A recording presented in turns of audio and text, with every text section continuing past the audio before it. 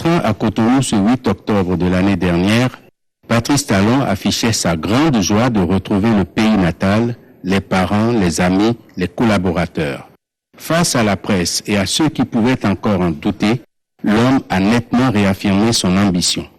Le ton était ainsi donné et Patrice Talon va passer de longues journées à recevoir et à consulter les forces politiques et les nombreux mouvements qui manifestaient déjà leur soutien à sa nouvelle vision d'un Bénin véritablement démocratique. L'Alliance Fanatique a décidé, en toute responsabilité et en toute connaissance de cause, d'apporter son soutien et directive à M. Patrice Talon. Aux étudiants inquiets et soucieux par rapport à la difficile question de l'emploi, Patrice Talon a exposé ses recettes. Il faut, leur dira-t-il, redonner leur lettre de noblesse aux entreprises pour permettre à celles-ci d'absorber les étudiants bien formés et livrés sur le marché de l'emploi. Patrice Talon a également partagé des idées avec les dirigeants du Front des enseignants du primaire, du secondaire et du supérieur. Une occasion pour le candidat à l'élection présidentielle de fixer son grand rêve pour les acteurs du monde de l'éducation nationale. Autre rencontre, autres idées. Avec les opérateurs économiques, le discours a été franc dès lors que Patrice Talon s'est retrouvé sur un terrain bien connu. À chaque question posée venait une réponse appropriée.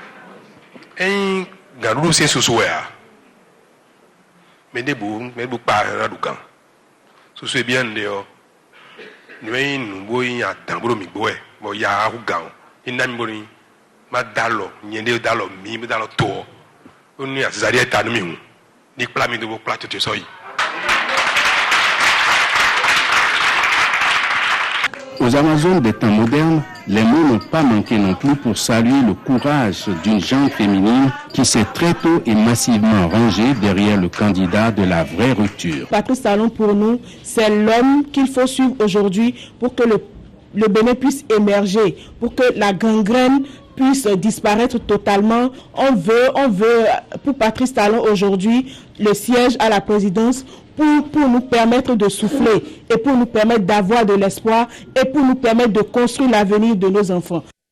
Puis ce fut le moment des contacts directs avec les populations. Micro en main, face à la foule et parfois au milieu du public, Patrice Talon a communié avec les Béninois qui ont faim et soif du vrai changement. Je voudrais révéler à moi-même, mais à vous, mes compatriotes, que j'aspire à faire véritablement des choses visibles.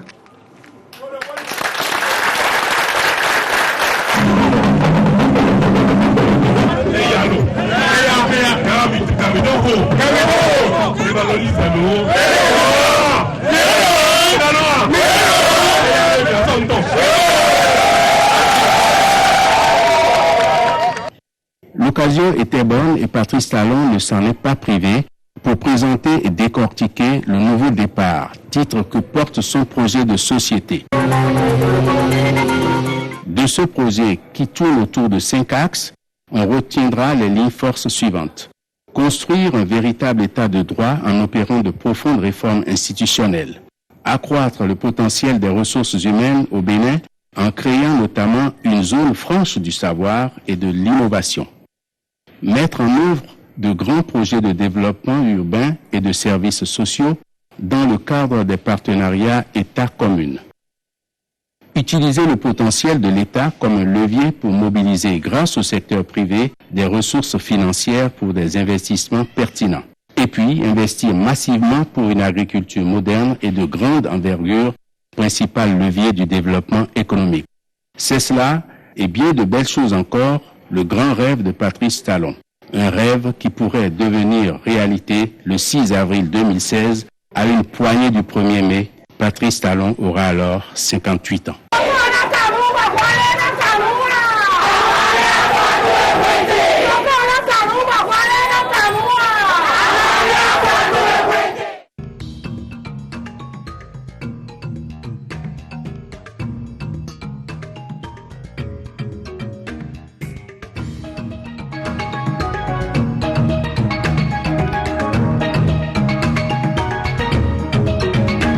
Bonsoir. Le 6 avril prochain, pour la 6e fois de l'ère du renouveau démocratique, un nouveau président va entrer dans ses fonctions. En attendant cette date, la campagne s'ouvre avec la présentation des projets de société des aspirants au fauteuil. Et pour cet entretien, nous recevons Patrice Talon. Au cours de cette émission, nous allons décrypter son projet de société. Il partagera avec nous ses rêves, il nous dira les réformes qu'il compte effectuer s'il était élu. Patrice Talon, bonsoir. Bonsoir. J'anime cet entretien avec René Talon. C'est lui qui va se charger de présenter pour nous le candidat. Condé Gouchina, bonsoir. Monsieur Patrice Talon, vous êtes opérateur économique, marié et père de famille. Fils de cheminot, vous rêviez de devenir pilote de ligne, ce qui vous a conduit, après votre bac et un DEG en maths physique, à Douai en France. Mais par un concours de circonstances, vous vous retrouvez depuis 1985 dans le monde des affaires. Mais depuis votre fauteuil d'opérateur économique, vous avez toujours gardé un œil sur la vie politique béninoise. Ce qui vous a révélé dans ce registre, et c'est bien sûr votre soutien en 2006 et en 2011 au président Boni Yayi, dont vous étiez proche. Puis en 2012, vous êtes tombé en disgrâce. 3 ans d'exil en France, et depuis votre exil parisien, vous avez lancé et vous avez dit votre volonté de briguer la magistrature suprême de votre pays. Et depuis ce temps, vous prenez la rupture. Condé Gouchina, voilà brièvement présenté le candidat que nous avons en face ce soir. Merci René Talon. Patrice Talon, est-ce que cette présentation de vous convient-elle? Tout à fait. Est-ce qu'il y a des choses que vous souhaitez ajouter? Non, tout à fait, c'est assez exhaustif. C'est bien, Patrice Talon, merci. Alors, maintenant que s'ouvre la campagne pour la présidentielle de cette année, comment vous sentez-vous? Oui, je me sens bien, mais rempli d'émotion, parce que c'est un moment important dans notre vie, dans la vie de notre génération, et prendre une telle décision, je mesure la gravité et le sérieux. Vous comprenez pourquoi je peux être très ému. Alors, au cours de cet entretien, nous allons aborder 3 grands volets. Nous parlerons de politique, nous parlerons d'économie, et nous verrons tout ce qui est lié au social. Alors, commençons par le volet politique de cette émission, les réformes institutionnelles. Quand on parcourt votre programme, on se rend compte que pour la Cour constitutionnelle, pour la Cour suprême et pour la HAC, vous envisagez des réformes. Est-ce que vous pouvez présenter aux téléspectateurs et aux auditeurs ce que vous comptez faire dans ces secteurs-là? Merci. On va commencer par la Cour constitutionnelle, si vous le voulez. Oui, avant les détails, il convient de dire que notre pays a besoin, avant toute chose, de réformes politiques administratives qui s'imposent aujourd'hui. Vous savez, le pays va très mal, et tout le monde le sait. Mais ce qui va mal, et qui est la cause principale de notre mal-être, c'est la gouvernance. La mauvaise gouvernance est la cause principale du chaos que nous observons au Bénin. Le Bénin est devenu malheureusement une terre de grande pauvreté, de misère, j'allais dire, de chômage, d'insécurité et même de honte. C'est malheureux que depuis quelque temps, les Béninois ont un peu de mal à avouer leur nationalité. La situation que vous décrivez date de quand? La situation s'est dégradée au fil du temps. Vous parlez. Ça s'est dégradé au fil du temps. Nous avons espéré, au lendemain de la conférence nationale, aborder une période de grâce, de renouveau de démocratie, de développement. Les régimes successifs ont contribué à leur manière à apporter une solution à ce problème de pauvreté. Et le dernier régime, en passe de finir, a soulevé un vent d'espoir en 2006. Nous y avons tous cru. Et puis, au fil du temps, la situation s'est dégradée au point, aujourd'hui, on a l'impression qu'au Bénin, le mot espoir ne veut plus rien dire. Monsieur Patrice Talon, Oui. quand vous réagissez comme ça, est-ce que ce n'est pas une critique facile d'un opposant, puisque vous sembliez dire que rien ne va?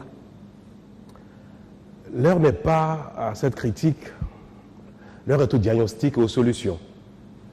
Je ne suis pas dans la peau d'un opposant parce que le régime est fini. Pour nous, il convient de relever le défi du développement.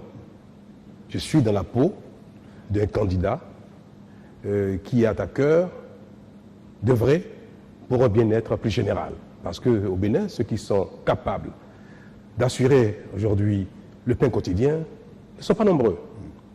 Ceux qui ont un minimum de confort sont plutôt rares. Et je fais partie de cette catégorie, je rends grâce. Je suis conscient que pour mon pays qui m'a tant donné, pour la grâce qui est la mienne, je peux, présentement, retourner l'ascenseur à mon pays. Mais vous avez décrit tout à l'heure, si on s'en tient à vos propos, une situation de chaos. Alors, on peut vous retorquer que vous y avez participé, puisque vous êtes l'un des soutiens du régime finissant. Je suis béninois, j'ai cru au régime finissant, j'ai contribué à son avènement, je l'avoue, mais nul n'est Dieu. Avoir la foi en quelque chose est plutôt noble. Patrice Talon, vous avez eu la foi en 2006. Tout à fait. Mais cette même foi vous a poussé à soutenir en 2011 le président sortant pour le renouvellement de son mandat. J'ai longuement évoqué cette question, répondu à cette question, et je ne sais pas s'il est opportun de revenir là-dessus, puisque aujourd'hui, ce qui importe, c'est d'apporter des solutions. Quelles sont les solutions alors au plan politique et qui sont contenues dans votre projet de société? Je disais tantôt que ce qui importe avant tout, c'est la réforme politique et administrative du modèle dans lequel nous sommes. La mauvaise gouvernance est l'unique mal dont nous souffrons. Parce que les Béninois, pris individuellement, sont remplis de talents, sont dynamiques. Et pourtant, le Bénin est demeuré une terre de pauvreté, et de honte même. Et je répète, l'unique cause, c'est assez fort ce que je dis, c'est la mauvaise gouvernance. Mais la mauvaise gouvernance a trouvé siège en ce que le pouvoir exécutif est devenu quelque chose de trop puissant, trop fort, destructeur. Vous parlez le pouvoir, je vais finir. Le pouvoir du président de la République, qui est le personnage principal de notre modèle politique, est devenu quelque chose qui ne fait que la promotion, le rayonnement de celui qui jouit de ce privilège. Et comme l'homme n'est pas Dieu, un pouvoir trop fort, sans limite, est forcément destructeur pour celui qui l'incarne lui-même et pour le peuple.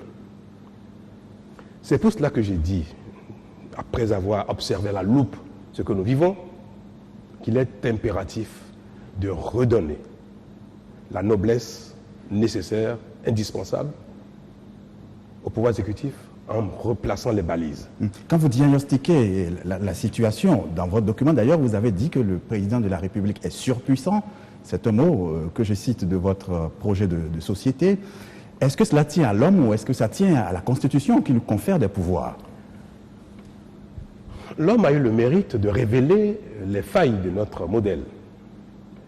Et il a montré qu'on peut exercer le pouvoir exécutif sans limite, en soumettant tout le monde, toutes les institutions de contre-pouvoir, le peuple, les citoyens, tous ceux qui ont un talent, tous ceux qui ont quelque chose, une grâce, tout ce qui peut contrer ou contrarier les pouvoirs exécutifs. Et cela est devenu, pour nous, Béninois, le modèle politique qui est le nôtre. Il convient,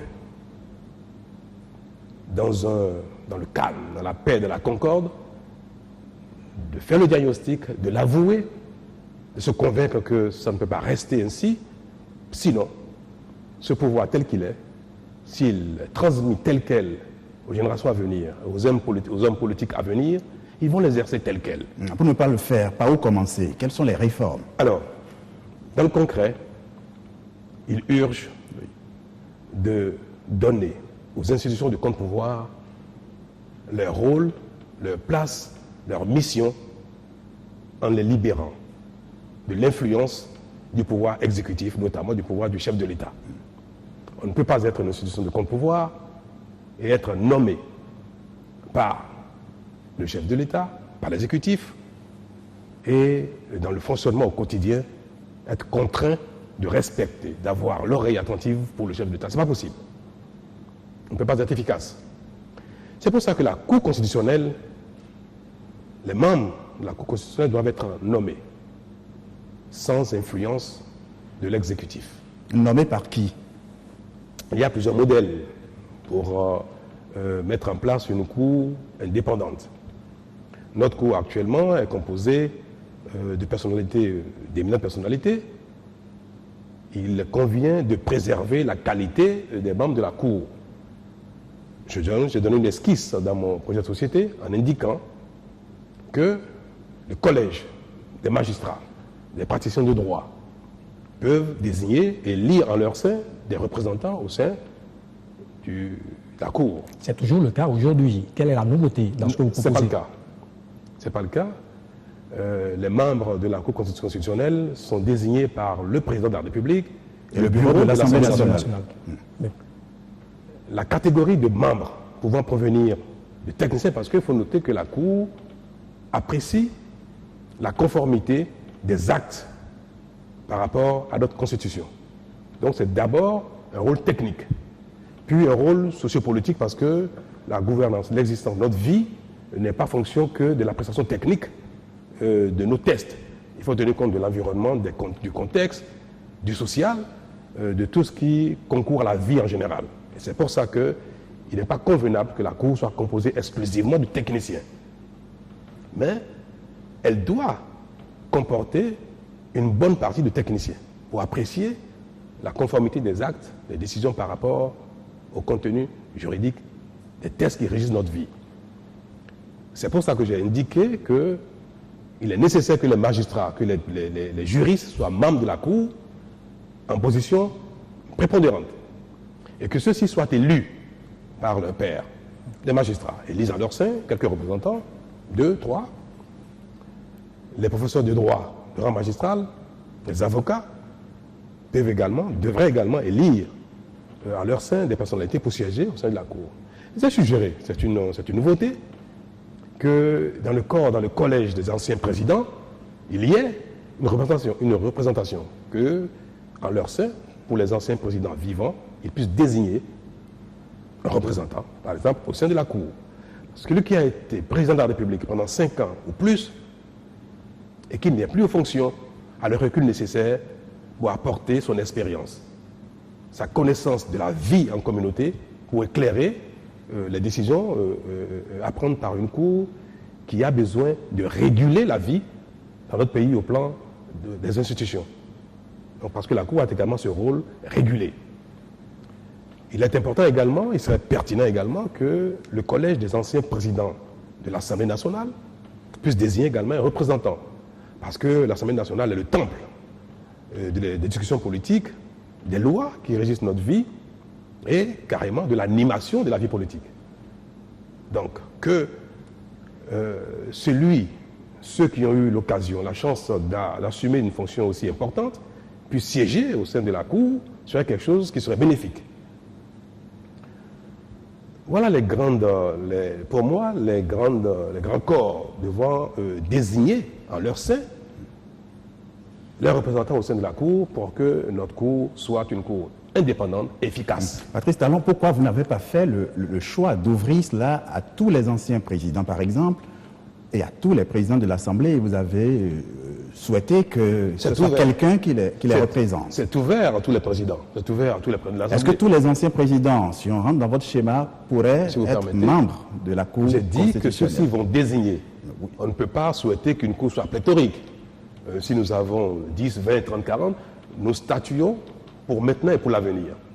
Il se pourrait que dans les années à venir, nous ayons 20, 30 anciens présidents de l'Assemblée vivants, que nous ayons 10, 15 anciens présidents vivants. On ne doit pas avoir une cour de 50 personnes, elle ne serait pas efficace. C'est pour cela qu'il est important que ces corps soient représentés, mais ils élisent une personne ou deux pour siéger dans la cour, afin que cette institution rassemble les compétences qu'il faut, tout en gardant la taille qui lui permettrait d'être performante. Patrice Talon, quand on vous suit et quand on parcourt un peu votre projet de société, on se rend compte que tout est fait pour alléger le pouvoir du président de la République et quelque part le pouvoir de l'exécutif. Mais nous savons que depuis la conférence nationale, le Bénin a opté pour un régime présidentiel. Est-ce qu'en procédant de la sorte, vous ne déstructurez pas le type de régime pour lequel nous avons opté? Nous avons opté pour un régime présidentiel, à raison.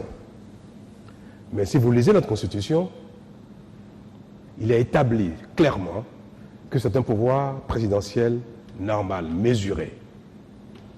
Et c'est bien pour cela que notre Constitution a établi des contre-pouvoirs, comme la HAC, qui vous régit.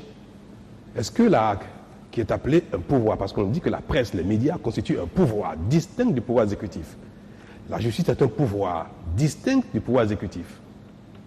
Est-ce qu'il est normal qu'après l'avoir affirmé, mais que dans la pratique, la justice soit dans la botte, soumise au pouvoir exécutif, si on affirme que c'est un pouvoir distinct? Est-ce qu'il est normal que la HAC reçoive des injonctions, des instructions de l'exécutif? Vous êtes conscient que cela arrive bien souvent, et que parfois même, cela est trahi, cela se trahit, excusez-moi le terme, se révèle ou à l'opinion, qu'on apprend des détails d'injonctions de l'exécutif dans la vie de la HAC. Donc on ne peut pas vouloir que les choses soient contraires. Ce qui s'est passé, ce qui est notre réalité aujourd'hui, est que notre Constitution, dans son esprit, est claire. Mais la lettre n'est pas exactement conforme à l'esprit de notre Constitution. C'est bien pour ça qu'il convient de rétablir, de faire les réformes pour que la lettre de notre Constitution soit conforme à son esprit. Nous aurons beaucoup à gagner parce qu'on ne peut pas compter simplement sur la bonne volonté, la bonne foi, la mesure personnelle des présidents de la République pour que notre Constitution soit respectée et que l'exécutif reflète ce que nous souhaitons. Patrice Talon, vous évoquez tantôt la HAC. Qu'est-ce que vous comptez faire? Quelles sont les réformes au niveau de la HAC? Vous voulez donner plus d'autonomie à la HAC quand vous suivez. Qu'est-ce qu'il faut faire? Il ne faut plus que le président de la République désigne le président de la HAC. Il ne faut même plus que l'Assemblée désigne majoritairement les membres de la HAC. L'Assemblée peut désigner une ou deux personnes, mais le président de la République, il ne faut pas. Parce que c'est ce pouvoir qui a besoin d'un pouvoir distinct ayant pour rôle d'être une mesure, un contrepoids. Le président de la HAC peut être élu, doit être élu par ses pairs au sein de la HAC. Et d'ailleurs, je suggère que la HAC les membres de la HAC soient majoritairement des professionnels. Parce qu'il s'agit de quelque chose de très technique. Les professionnels des médias ont la connaissance, ont le recul, ont l'expérience pour gérer, administrer ce qui régit la vie des médias. Et c'est bien pour cela que nous avons proposé que ceux-ci, les professionnels des médias, soient représentés majoritairement au sein de la HAC et que le président de la HAC soit élu en leur sein. Que le président de la HAC soit un professionnel des médias. Majoritairement, dans votre document, quand on le lit, vous avez parlé de 6 professionnels des médias, de l'Assemblée nationale, le bureau notamment, et d'un qui provient du président de la République pour faire les 9. Est-ce que pour la Cour suprême, l'autre institution de la République où le président est nommé par le chef de l'État, est-ce que vous faites les mêmes suggestions? Oui, vous abordez la réforme de la justice. Et tout le monde est conscient au Bénin que ce pouvoir n'a pas, malheureusement, toute la liberté de s'exprimer et d'exercer les prérogatives qui sont les siennes. Pour faire court, il serait bon, il serait même nécessaire pour nous que la justice retrouve sa noblesse. C'est bon pour nous, c'est bon pour les investisseurs, c'est bon pour le Bénin entier, pour notre développement, pour notre économie, que nous avons une justice crédible, bien formée, mais avant tout une justice indépendante. C'est bien pour cela que le Conseil supérieur de la magistrature, qui est la structure qui administre notre administration judiciaire, que ce Conseil soit véritablement indépendant. Que le président de la République, que nous appelons premier magistrat, ne joue plus ce rôle. Tellement le président de la République se sent premier magistrat qu'il ne comprend pas, qu'il n'accepte pas que la justice soit indépendante de lui. Il convient donc, il convient donc que le Conseil supérieur de la magistrature soit réformé, de sorte que l'exécutif n'y joue plus un rôle prépondérant, que le chef de l'État n'y siège plus du tout, et que le Conseil supérieur de la magistrature administre véritablement toute l'administration judiciaire avec compétence et indépendance. Et c'est pour cela que j'ai proposé que le président donc, du Conseil supérieur de la magistrature soit le président de la Cour suprême, qui est l'institution judiciaire suprême. Demain, avec nos réformes, la Cour suprême sera appelée Cour de cassation, parce que nous aurons la Cour des comptes qui sera séparée, qui va être extraite de la Cour suprême, et le président de la Cour suprême, donc demain ce sera la chambre de la Cour de cassation, son président va présider le Conseil suprême de la magistrature. Et ce président, au sein de la Cour suprême, donc au sein de la Cour de cassation, va être élu par ses pairs, c'est-à-dire au sein de la Cour. D'autant que les membres de la Cour sont des magistrats de haut rang, une certaine expérience, certaine probité avérée. Il faut regarder notre Constitution dans les 10, 15, 20, 30 ans à venir. Aujourd'hui, on peut se poser la question, est-ce que les membres de la Cour aujourd'hui suprême, dont certains ont peut-être atterri là-bas par reconnaissance, par clientélisme, est-ce que, si c'est ceux-là qui doivent élire le président de la Cour, est-ce que ce sera une élection qui va satisfaire notre ambition? Patrice Talon, malheureusement, le temps tourne vite et on a beaucoup d'autres aspects à aborder. Vous avez parlé dans votre projet de société de mandat unique pour le président et ça fait... On ne comprend pas comment quelqu'un qui gagne le pouvoir, qui a envie de l'exercer, propose que le prochain président n'ait qu'un seul mandat. Expliquez-nous tout ça. À quoi nous sommes confrontés? Nous voulons des présidents, des gouvernants rompus à la tâche, désireux et ayant donc la foi de travailler, de gouverner pour le bien-être de tous, et non pour leur bien-être à eux.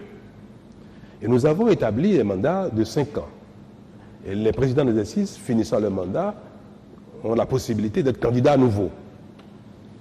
Qu'est-ce qui permet au peuple de choisir à nouveau un président qui vient de finir un mandat? C'est parce que nous pensons qu'en 5 ans, on peut faire du beau boulot, on peut travailler, on peut révéler à ses concitoyens qu'on est bon. Vous pensez qu'on peut réformer un pays en profondeur en 5 ans? Si vous permettez. Notre modèle politique pense qu'au bout de 5 ans, on peut apprécier les prestations du président sortant, afin de lui donner une nouvelle chance pour continuer ou pour changer de chauffeur, comme on le dit vulgairement. C'est pour dire que nous pensons que 5 ans, c'est suffisant pour apprécier les performances d'un président. Mais ce qui est le mal essentiel aujourd'hui, et ce n'est pas seulement au Bénin que c'est le cas, c'est dans beaucoup de pays, notamment dans les petits pays, les présidents d'exercice ont davantage la préoccupation du renouvellement de leur mandat que celle de la bonne gouvernance. Parce que bien gouverner, ce n'est pas facile, ce n'est pas aisé, et ce n'est pas toujours facile pour ses partisans. C'est pour cela que, si vous observez très bien, il y a un clientélisme absolu qui se développe pendant le premier mandat. Quand on veut nommer un ministre, quand on veut nommer un directeur de société, quand on veut nommer un responsable, quand on veut faire la promotion d'un politique, les présidents se préoccupent de faire la promotion de personnalités qui leur seront favorables à l'occasion des élections à venir, et notamment à l'occasion de l'élection présidentielle qui leur permettrait d'avoir un deuxième mandat. Ce facteur devient le facteur exclusif de gouvernance. Or, ce pourquoi on élit un président, ce n'est pas pour qu'il soit réélu, c'est pour travailler tout simplement. Oui, alors si le président il est élu pour travailler, et donc il sera jugé à l'aune de ses performances, de ses résultats, mais que vaut un homme qui n'a pas de compte à rendre, qui n'a pas à retourner devant ses électeurs pour être jugé sur ses performances? Et donc certaines personnes se disent qu'un mandat unique ne fait pas obligation au président d'être performant. Mais tout à l'heure, vous m'avez dit que j'ai soutenu le président en exercice en deuxième fois, en 2011, alors que le premier mandat n'était pas terrible, n'est-ce pas? Pourtant, c'est à l'occasion de ce deuxième mandat qu'il a gagné au premier tour. Vous savez très bien que dans les petits pays comme les nôtres, ce qui permet à un président en exercice d'être réélu, c'est sa capacité à soumettre tout le monde.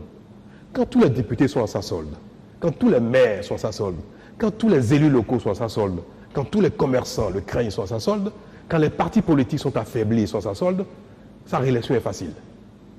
Oui, mais la question que René Talon posait tantôt, oui. Est-ce que le président, parce que c'est un mandat unique, ne se dira qu'il n'a plus rien à perdre, donc il gouverne comme il veut? Ne soyez pas sourds à ce que je dis.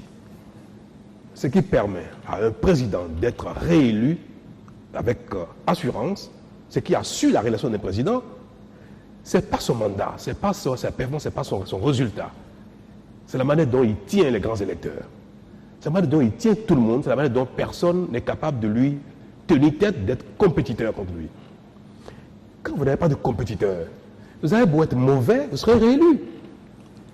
Alors, il faut, en termes de choix de société, il faut éliminer ce qui est mauvais et ce qui est pire. On ne peut pas avoir le meilleur. Mais à défaut d'avoir le meilleur, il faut choisir le moins de mal. Un président, un modèle politique qui permet à un président de soumettre tout le monde et d'être réélu, quelle que soit sa qualité, est un système mauvais. Or, un président en exercice qui n'est pas sujet à un renouvellement, qui n'est pas tenté par un renouvellement, qui n'a pas le démon du renouvellement de son mandat, sera un bon président. En tout cas, il sera un moins mauvais président. A priori. A priori. Ce qui compte, c'est ce dont nous avons l'impression que c'est bon. C'est ce dont nous avons l'impression que c'est un moins de mal. Il vaut mieux. Il reste la question de la durée du mandat. Tout à fait. C'est une question importante. Le mandat dure combien de temps? Parce qu'on peut estimer que 5 ans est trop court pour mettre en œuvre un programme. Bien que dans la constitution actuelle, c'est 5 ans qui est le mandat, qui est la durée du mandat pour faire ses preuves. Alors, faisons cette concession. On peut partir le mandat à 6 ans, à 7 ans. Pour moi, les 5 ans, c'est suffisant parce que plus on dure au pouvoir, plus on est mauvais. En général, quand un mandat est court, on est dans la dynamique, on est dans la volonté, on est dans l'action. Plus il est long, plus on est perverti, plus on est corrompu, plus on s'installe dans l'aisance, dans le goût du pouvoir. Bref, on peut donc aller à 6 ans ou à 7 ans.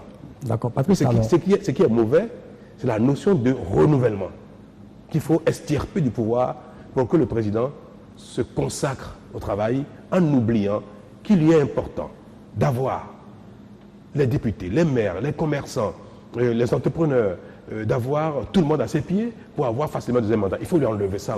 D'accord. Le Bénin ne vit pas en vase clos. Et tous, on a suivi. Le président nigérien, l'ancien président nigérien Goodluck Jonathan a parlé d'un mandat unique. Le président sénégalais Macky Sall, avant d'arriver au pouvoir, a parlé aussi de la possibilité d'un mandat unique et d'autres réformes.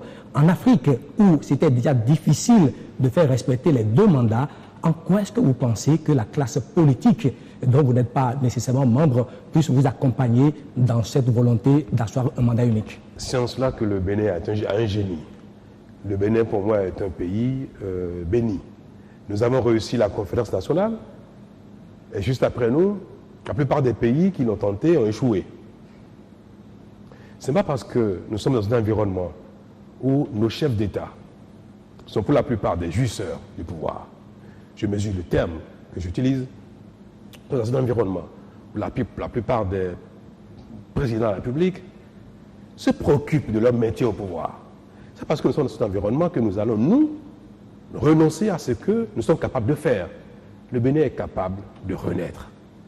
Le Bénin est capable d'instruire quelque chose qui va résoudre nos problèmes de mauvaise gouvernance et de sous-développement. Nous n'avons pas regardé ce qui se passe. Le mandat unique n'est pas insolite, ça existe dans d'autres pays. C'est vrai que ce n'est pas la panacée. Il ne suffit pas d'instaurer le mandat unique pour que, ça y est, que le Bénin explose et que tout aille bien. Non. Mais c'est un facteur favorable à la bonne gouvernance. Tout ce qui est favorable à la bonne gouvernance, nous allons l'instaurer.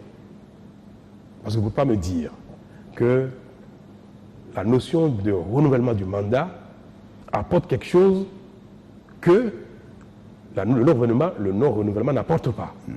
Si c'est un facteur de bonne gouvernance, nous allons l'instaurer et nous allons faire la somme de tout ce qui est facteur de bonne gouvernance afin que les présidents de la République du Bénin aient à leur disposition les contraintes leur permettant d'être de bons présidents. Patrice Talon, pour sortir du volet politique de cet entretien, parlons de la réforme du système partisan. Les partis politiques sont nombreux dans notre pays et vous préconisez que 0,5% du budget soit alloué à ces partis comme financement public de ces partis politiques. Non, pourquoi une telle proposition? Ce n'est pas 0,5% du budget, non. C'est 0,5% de nos ressources propres. Quelle est la nuance? C'est-à-dire, je vais vous expliquer. Ce qui se passe aujourd'hui, et vous l'observez tous, c'est que la compétition politique n'est plus une réalité. La plupart des partis politiques ont perdu leur dynamisme, leur éclat, quoique on n'a pas vraiment connu, mais l'émulation politique était en cours dans notre pays. Mais les hommes politiques disent que c'est du fait des hommes d'affaires, comme vous. Oui, je vais finir. Pendant ces 10 dernières années, nous avons pu observer que, à défaut de moyens, les partis politiques n'arrivent pas à exercer leur rôle qui est de compétir entre eux pour aller chercher des mandats locaux ou mandats national. Les présidents de la République, en poste, en fonction, ont les moyens financiers d'appuyer les partisans, d'appuyer les partis politiques de leur majorité, de leur mouvance, comme on dit au Bénin. Et donc, le Bénin étant un petit pays pauvre, les autres partis politiques qui malheureusement ne parviennent pas à collecter les cotisations de leurs membres n'ont aucun moyen d'assurer la compétition face aux partis proches du président de l'exercice. C'est déséquilibré. Et dans ces conditions, il n'y aura pas renouvellement, il n'y aura pas émulation. C'est ainsi que, pour corriger cela, des hommes d'opérateurs économiques et moi, en tout cas en ce qui me concerne, j'ai souvent, je le dis et je n'ai pas à le cacher, j'ai souvent contribué à appuyer les partis politiques, toutes tendances confondues.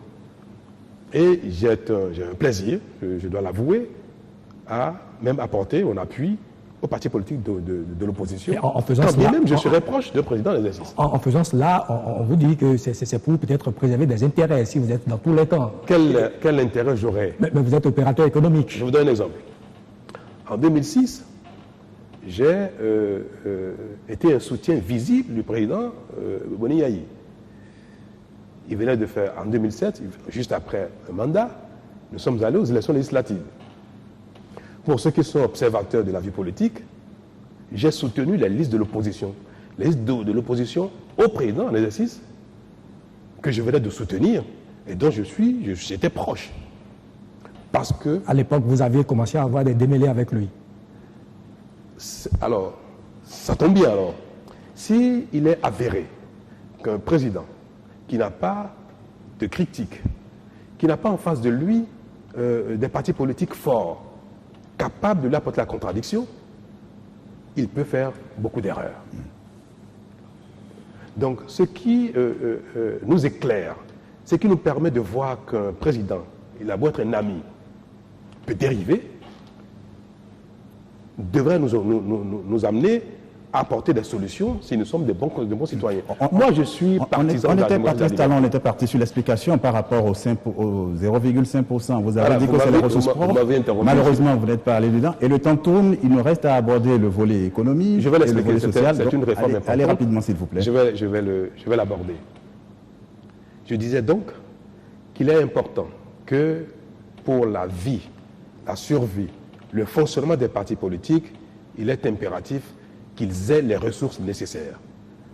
Indépendamment de la volonté du président d'exercice et indépendamment de la générosité, parfois coupable, des opérateurs économiques qui veulent de leur soutien. Alors, la seule solution, les deux solutions, c'est la cotisation des membres, et voilà, qui n'ont pas les moyens, nous ne cotisons pas assez pour nos partis politiques. Or, la vie des partis politiques est indispensable pour notre survie, pour la démocratie et pour la liberté. Nos ressources propres, c'est-à-dire nos impôts, nos taxes, les taxes que nous payons, qui sont nos ressources propres. Parce que le budget est composé des ressources propres et des financements, des dons et autres revenus que l'État peut mobiliser. Ce qui est de nos ressources propres, qui relève de nos impôts, des taxes que nous payons à notre État, là-dessus, on peut prélever quelque chose pour financer les partis politiques, mais pas tous, parce que ce serait pas responsable. Mais les partis politiques qui ont une certaine taille, qui ont une certaine représentativité. Et donc, j'ai suggéré que nous prélevions au minimum 0,5% de nos ressources propres. Aujourd'hui, les ressources propres du Bénin sont de l'ordre de 600 à 650 milliards. 0,5% environ, vous voyez ce que ça donne, ça permet de libérer peut-être 3 milliards ou 3,5 ou 4 milliards pour financer, pour apporter une allocation aux partis politiques représentatifs. Ce faisant, ceux-ci auront la capacité de jouer leur rôle, d'être des partis d'opposition, d'être des partisans du président, mais des partisans critiques, dignes. Ceux-ci vont échapper au financement des opérateurs économiques qui parfois sont des financements pervers, qui sont des financements qui sont liés. Je suis bien placé pour le dire. Et ce dont on a conscience, même quand on a été parfois coupable, il faut avoir l'humilité. Il faut avoir l'honnêteté de dire c'est mauvais, il faut le corriger. Quoique, je ne me suis jamais senti coupable d'un financement pervers à un parti politique. Patrice Talon, parlons à présent d'économie. Vous basez votre programme sur l'agriculture, sur le port, le tourisme, l'artisanat. Comment tout cela va être articulé pour que, si vous étiez élu, que les Béninois sentent le bien-être? Le Bénin est sinistré dans tous les secteurs de notre vie économique. Aussi bien dans le secteur de l'artisanat, de l'agriculture, du commerce, de l'industrie, dans tous les domaines. Et pourtant... Quand vous dites sinistré, est-ce que vous n'exagérez pas un peu? Les Béninois vivent quand même bon an, mal an. Ah, je suis heureux de vous entendre dire. Ça veut dire que vous vivez bien. Ce n'est pas le cas de la majorité des Béninois. C'est votre cas, vous? Je l'ai dit tout à l'heure, nous ne sommes pas nombreux ceux qui ont le pain quotidien, ou ceux qui ont un confort. Ceux qui sont capables de mettre une belle cravate, une belle chemise et des lunettes de la classe de celle que vous avez, ne sont pas nombreux. Et il faut en être conscient. Si nous restons sourds et aveugles à ce qui nous entoure, à la pauvreté qui nous entoure, nous ne serons même plus en mesure de jouir de nos grâces, de ce dont nous avons la chance de bénéficier et que la grande partie n'a pas. Dans le secteur agricole, par exemple, un secteur que vous avez pratiqué et que vous connaissez, notamment par rapport au coton et aux autres filières. L'agriculture est... Qu'est-ce qu'il y a comme réforme à faire? Il n'y a pas à réformer le secteur agricole. Alors, quelles sont alors vos propositions? Il y a à amener de la compétence, de la connaissance dans le secteur agricole. Permettez-moi, je vais vous dire une phrase qui concerne tous les secteurs de l'activité dans notre vie. Le Bénin est un pays en construction, un petit pays en construction, dans tous les domaines, dans le secteur de la santé, dans le secteur de l'éducation nationale, dans le secteur du commerce, dans le secteur agricole, nous sommes un pays en construction. Un pays en construction, d'ailleurs, tout ce qui est en construction a besoin de compétences, de valeurs. Le seul atout, paramètre susceptible de nous apporter de l'évolution, du développement au Bénin, c'est la compétence. Dans tous les domaines, il faut de la compétence. Dans le secteur agricole, il faut qu'un gouvernement, un État et les responsables du secteur qui auront en charge de développer le secteur sachent de quoi il s'agit. Nous devons impérativement au Bénin faire la promotion réelle de l'agriculture intensive dans tous les domaines, que ce soit le coton, que ce soit le maïs qui relève de notre alimentation au quotidien, que ce soit le palmier à huile, que ce soit l'anacardier, que ce soit le riz. Nous travaillons sans compétence. Nous ne mettons pas à la disposition, au service des producteurs, les techniques nouvelles. Quand vous dites nous travaillons sans compétence, alors que de nos universités sortent des ingénieurs, il y en a qui nous viennent de l'extérieur, est-ce que ce n'est pas une insulte à l'endroit de ces personnes-là? J'ai dit que les Béninois sont des gens brillants, talentueux, remplis de dynamisme. Mais ce ne sont pas les ingénieurs sortis de nos écoles qui ont la décision, qui décident de ce qu'il faut faire dans le secteur agricole, malheureusement. Et ceux qui sont incompétents, ce ne sont pas les gens brillants. Donc vous voulez dire que c'est au niveau des instances de décision que cette compétence manque. Voilà. Au Bénin, nous avons tout politisé à outrance. Le facteur compétence n'est pas le facteur de choix, de décision et de gouvernance. Il n'y a pas un seul domaine aujourd'hui au Bénin où le critère de choix, de nomination est la compétence. Ce que vous avez aidé à placer comme ministre en son temps, ils étaient compétents au moins? Vous n'allez pas me ramener constamment dans ce que nous avons fait ensemble, ce que encore nous avons cru. ce en quoi nous n'avons pas pu influencer les performances du régime. Nous voulons construire notre pays, nous voulons corriger ce qui ne va pas. Il faut en avoir conscience. Et quand on a conscience de cela et qu'on a des solutions, il faut s'appesantir sur les solutions. Patrice Talon. Alors, il faut relancer, il faut investir, l'État doit investir massivement dans le secteur de l'agriculture qui est le premier secteur de création de richesse, création d'emplois, il faut le savoir, de notre pays. Tous les secteurs, les sous-secteurs du secteur agricole, que ce soit la pêche, l'élevage ou le travail de la terre, sont pourvoyeurs de richesse et d'emplois. J'ai donné dans mon programme les secteurs dans lesquels l'État doit investir en mettant l'accent sur la recherche. J'ai dit que nous allons créer 6 départements, 6 régions, 6 pôles de développement. De sorte que dans chaque pôle, nous faisions la promotion des cultures qui sont adaptées aux conditions climatiques, au sol de chaque pôle. Et investir massivement également dans la recherche. Aujourd'hui, la recherche agronomique est devenue un marché au Bénin.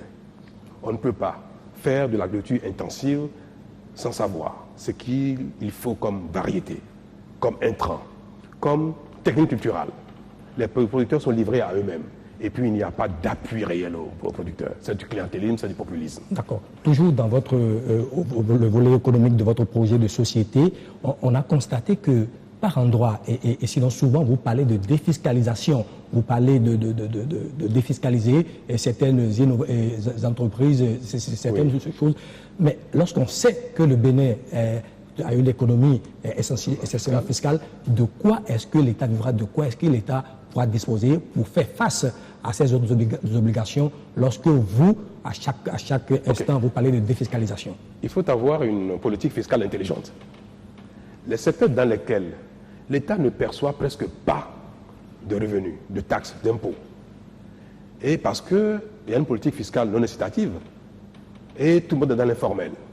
Et en plus, nous sommes dans l'informel, mais en plus, cela inhibe l'énergie.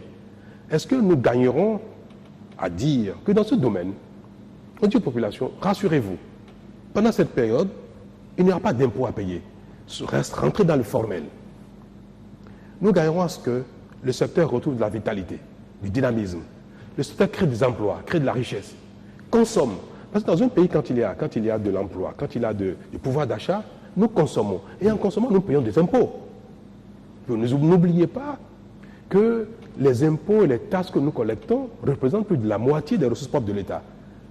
L'impôt direct à travers ce que nous payons comme impôt sur salaire, impôt sur revenu, impôt sur les bénéfices commerciaux et industriels, constitue seulement une partie de ce que nous avons. Quand on dit on défiscalise, ça ne veut pas dire qu'on renonce à tout, surtout.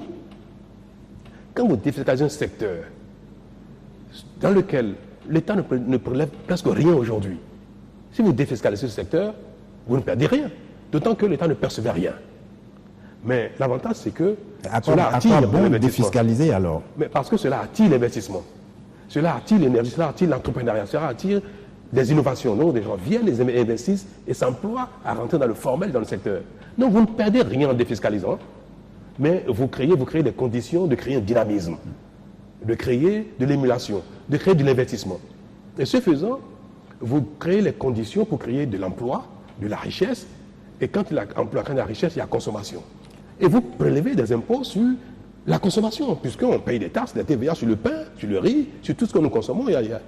Oui. Donc, un peu d'intelligence, parce que la nature humaine est complexe et parfois, il faut savoir donner quelque chose pour créer de l'envie, de la volonté, de l'énergie, de l'émulation, et après, prélever ce qui est nécessaire que l'État prélève, parce qu'entre-temps, on a créé un corps de développement. Pour que le secteur économique marche, il faut de l'énergie. Tout à fait. Qu'est-ce que vous proposez pour que l'énergie, je veux parler de l'électricité par exemple de notre pays, on soit beaucoup plus indépendant, si on peut ainsi dire? Surtout que votre programme, dans votre projet de société, on n'y retrouve pas vraiment de traces, comme dans d'autres secteurs où vous aviez dit clairement ce que vous voulez faire. L'énergie électrique pour notre pays, pour un pays moderne, de nos jours, un peu comme le sang qui coule dans nos veines. Sans énergie, il n'y a pas de vie. Et c'est bien pour ça que c'est une question prépondérante, primordiale. Et vous n'en avez Il pas faut, parlé. avant toute chose, je l'ai dit, il faut avant toute chose investir, consacrer nos moyens, toutes nos ressources pour régler le problème de l'énergie. Nous en avons besoin aussi bien dans nos villes que dans nos campagnes. Et dans nos campagnes, on n'a pas besoin que de lampadaires. J'entends dire qu'il faut donner des lampes torches, des lampadaires à tout le monde, dans les villages et consorts. Et vous oubliez que dans les villages, il y a du développement à créer. Il y a des usines dans les villages, dans nos campagnes, dans nos contrées. Il y a des moulins, il y a de la menuiserie, il y a de l'artisanat, il y a des soudeurs. Il y a tellement d'activités, il y a des coiffeurs, il y a des coiffeuses qui ont besoin également d'énergie. Nous ne pouvons pas réduire nos villages seulement à l'énergie, à la lumière, à l'énergie du ménage, domestique. Oubliez que notre pays a besoin d'énergie dans tous les départements, et même dans les villages, pour que le développement ne soit pas seulement l'affaire des villes. Parce que nous devons développer notre pays, surtout dans les régions, pour faire face au problème de développement global. Et pour ça, qu'est-ce que vous proposez? Je viens de dire, c'est très simple. Il n'y a pas de mystère à faire. Il faut arrêter de gaspiller, parce que nos États gaspillent beaucoup dans le confort, dans la promenade et dans le populisme. Il faut consacrer, on a besoin d'argent, on a besoin de moyens, avec un investissement pertinent. Les choix que nous avons eu à opérer, comme Maria Gleta, sont liés exclusivement à l'incompétence. Parce que le Bénin a quand même investi beaucoup d'argent. Donc il faut investir non seulement les moyens nécessaires, mais il faut que ce soit accompagné de compétences. Où trouve-t-on les moyens pour investir? Nous avons investi 40 milliards, 50 milliards. Là-dedans, nous l'avons bien trouvé, n'est-ce pas? À côté, le Togo en a fait autant, sinon moins. Et ça fonctionne. Nous avons, je viens de vous dire, que nous mobilisons tous les ans, en ressources propres, plus de 600 milliards. Nous sommes capables de passer à 800, 900 milliards rapidement l'année prochaine, parce qu'il y a beaucoup de déperditions, il y a beaucoup de, excusez-moi le terme, de fantaisie dans la gestion, dans l'administration des régies. Et nous pouvons mobiliser beaucoup plus qu'on le fait aujourd'hui, 200, 300, 400 milliards, pour que notre budget d'investissement, de fonctionnement, soit réellement au-delà des 1000 milliards, jusqu'à 1500 milliards. Nous l'avançons. Vous entendez qu'on disons le budget de 1500 milliards. Mais le budget n'a jamais été exécuté à plus de 1000 milliards. Parce que nous mobilisons en ressources propres moins de 700 milliards et nous allons au financement, au crédit, mobilisons hors de nos ressources propres moins de 300 milliards. À peu près 300 milliards maximum. Ça veut dire que nous sommes imperformants. Un pays jeune, dynamique, qui part de zéro, qui dispose de 600 à 700 milliards de ressources propres, peut aller chercher 400, 500 milliards de financement si nous avons un État crédible, un État de personnes compétentes qui savent où il faut trouver l'argent, quels sont les moyens, quels sont les discours, quelles sont les techniques, quels sont les projets qu'il faut présenter, la manière de mobiliser les ressources nécessaires. C'est pour dire qu'avec une gouvernance de gens compétents, qui savent de quoi ils parlent, un pays dans lequel la crédibilité de l'État est restaurée, nous pouvons mobiliser les financements nécessaires qu'il faut pour compléter nos ressources propres qui devraient aussi connaître une progression. Concrètement, comment vous comptez le faire? Parce qu'on a vu des pays qui vont faire des levées de fonds et autres. Alors, pour financer toutes les idées énoncées dans votre projet de société, comment est-ce que vous comptez concrètement le faire? Parce que la crédibilité seule suffit-elle à mobiliser les ressources? Qu'est-ce qui a fait que la Côte d'Ivoire, tout récemment, est allée mobiliser des milliers de milliards, centaines de milliards sur le marché international? C'est lié, c'est pas la crédibilité, la compétence des gens qui gouvernent. Quand vous savez de quoi il s'agit, et que vous savez le faire, et que l'État est crédible, que l'État respecte sa signature, ses engagements, c'est un capital énorme de confiance. Moi, je suis fils de pauvre. Je suis parti de zéro, de rien du tout. Je suis arrivé à un stade où j'ai compris que le plus grand capital, c'est la confiance que peuvent vous faire vos bailleurs, vos financiers. Je veux vous rassurer d'une chose. Pour 600 milliards que nous mobilisons avec beaucoup d'incompétence, avec beaucoup d'à peu près, on travaille de manière approximative, nous pouvons passer rapidement à plus de 900 milliards de ressources propres, avec un peu plus de sérieux dans la collecte des revenus qui sont dus à l'État, des ressources qui sont dues à l'État. Nos régies doivent mieux fonctionner. À cela, nous pouvons mobiliser facilement auprès des institutions internationales. Parce qu'il faut savoir aussi, il faut avoir aussi le talent de savoir mobiliser des ressources. Vous savez que ce talent, je l'ai. Patrice Talon, on arrive malheureusement à la fin déjà de cet entretien. On n'a pas pu parler du volet social, de l'éducation, de la santé. Est-ce que dans votre mot de la fin, vous pourrez résumer ce que vous comptez faire? Il ne nous reste plus qu'une minute. C'est vrai que le temps est passé trop vite. Il nous faudra peut-être 1 heure ou 2, mais je reviendrai, j'aurai l'occasion d'en parler. Vous savez, je suis candidat à l'élection présidentielle parce que j'ai conscience et bonne connaissance du mal qui nous ronge. Et je sais que nous sommes capables de relever le défi. Je sais que je suis capable d'apporter des solutions parce que j'ai bonne connaissance de ce qui ne va pas, de ce qu'il faut. J'ai la conviction qu'ensemble, nous allons résoudre le problème de mal-être. Nous allons instaurer un pays où la richesse, l'emploi, la sécurité, le développement dans les régions sera une réalité. Parce qu'on ne peut pas seul être heureux. Et quand le ciel vous accorde la grâce de vous assurer le minimum, vous pouvez en retour apporter ce que vous avez appris, ce que vous avez comme talent, comme chance à votre pays. Et vous rentrez dans l'histoire. Je voudrais avoir avec vous, avec mes concitoyens, l'occasion, la chance de relever le défi, la lutte contre la pauvreté. Merci. Patrice Talon, merci beaucoup. C'était moi, président, avec Patrice Talon, candidat à l'élection présidentielle de cette année chez nous au Bénin. Je le recevais avec René Talon. Merci de nous avoir suivis. À très bientôt.